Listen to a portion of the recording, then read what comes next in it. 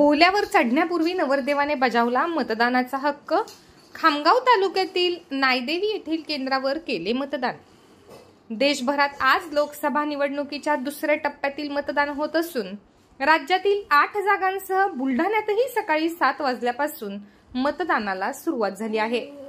लोकशाहीच्या या उत्सवात सहभागी होण्यासाठी मतदार सकाळपासूनच मतदानासाठी स्वयंस्फूर्तीने बाहेर पडत आहेत। खामगाव तालुक्याच्या नायदेवी येथील कृष्णयोग दामोदर पाटेखेडे या नवरदेवाने बोहल्यावर चढण्यापूर्वीच मतदार केंद्रात जाऊन आपला मतदानाचा हक्क बजावला आहे।